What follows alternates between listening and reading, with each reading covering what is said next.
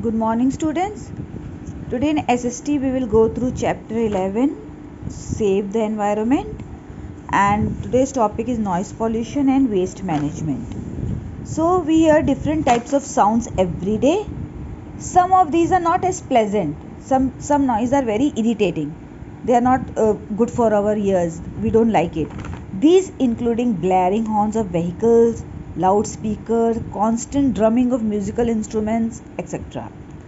So what this causes? This causes noise pollution, which can lead to loss of hearing also. Means we can lose our hearing power also, high blood pressure, and many other stress related diseases.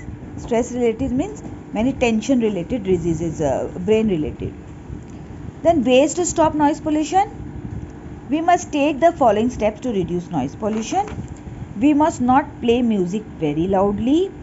We should not encourage use of loudspeakers in public functions and celebrations. We should not use loudspeakers and all. And also not burn loud firecrackers on festivals.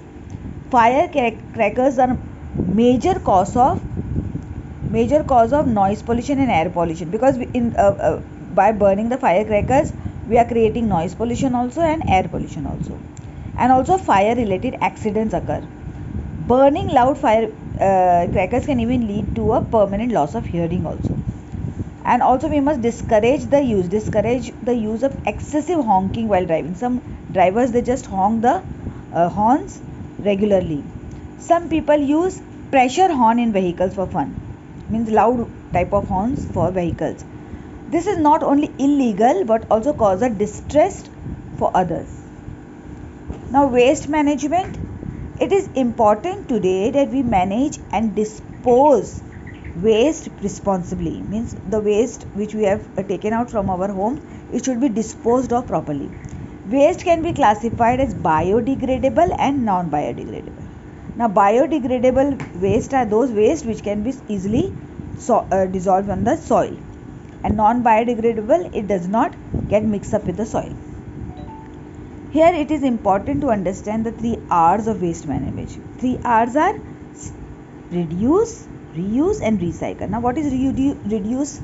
Students, we must try to reduce the use of non-renewable natural resources. See, fossil fuels are very minimum, they are very limited, so it would be help in reducing air pollution. Our resources are too limited to be wasted, so their consumption should be reduced accordingly. We should reduce the consumption of it. So instead of these natural energy that coming from fossil fuel, you can use wind energy and all, solar energy. Then reuse, we must try to reuse products as much as possible. Means that once we buy something, so we should not throw it like that only, we should use it.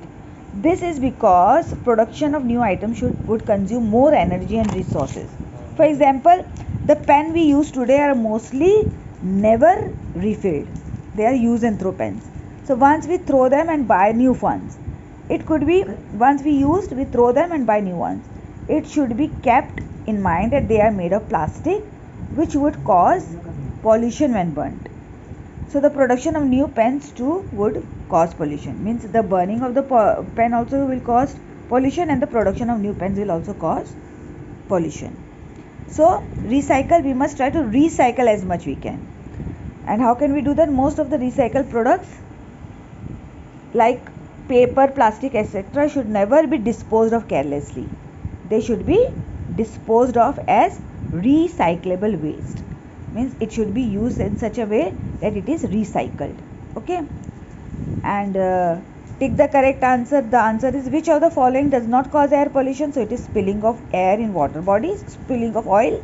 How can water polluted can be curbed? So it is by treating sewage waste before disposing into the water bodies. Then noise pollution can cause both A and C, that is loss of hearing and stress related disease. Then nuclear pollution is caused by nuclear waste. And 3 R's are reduce, reuse and recycle. Okay. Then tomorrow I will give you fill in the blanks of this. That I will give you in the homework also. Okay. Thank you.